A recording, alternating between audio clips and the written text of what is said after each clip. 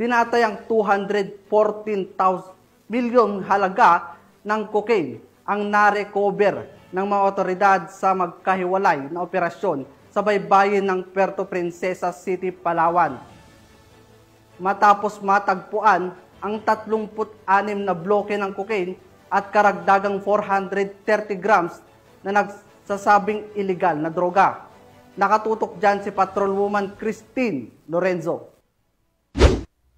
Muling pinuri ng Puerto Princesa City Police Office ang pagiging mapagmatsyag at pakikipagtulungan ng mga mamamayan matapos ang dalawang magkahiwalay na insidente ng pagkakarecover ng hinihinalang cocaine sa mga baybayin ng bahagi ng Barangay Bahile at Barangay Bagong Bayan, Puerto Princesa City nito lamang ika-11 ng Oktubre taong kasalukuyan.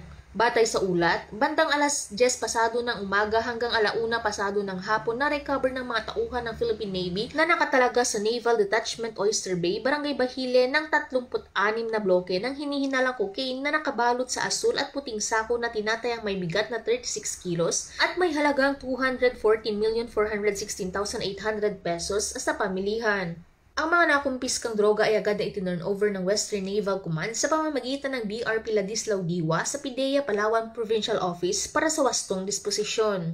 Samantala, bandang pasado 1:00 ng hapon sa parehong araw, nakatanggap naman ng ulat ang mga tauhan ng Police Station 3 na pinamumunuhan ni Police Captain Dioscoro S. Archidera Jr. mula kay Barangay Charlie Rolly A. Magbanua ng Barangay Bagong Bayan hinggil sa natagpo ang transparent na plastic na lalagyan sa dalampasigan ng purok mangingisda.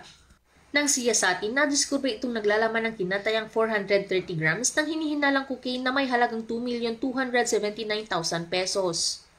Ayon sa ulat, isang lokal na mangingisda ang nakakita nito at agad na ipinaalam sa mga opisyal ng barangay upang maisauli sa mga otoridad.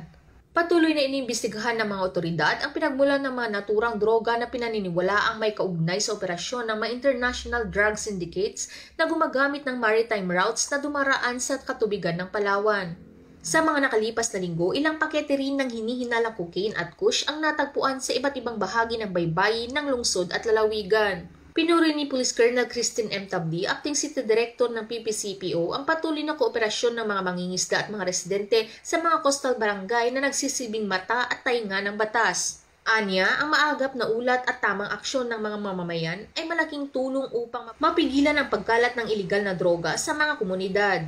Tinitiyak naman ng PPCPO ang patuloy nitong pagkikipag-ugnayan sa Philippine Navy, PIDEA at iba pang ahensya ng pamahalaan para sa mas pinaigting na pagbabantay sa mga katubigan at pagpapatupad ng kampanya laban sa iligal na droga.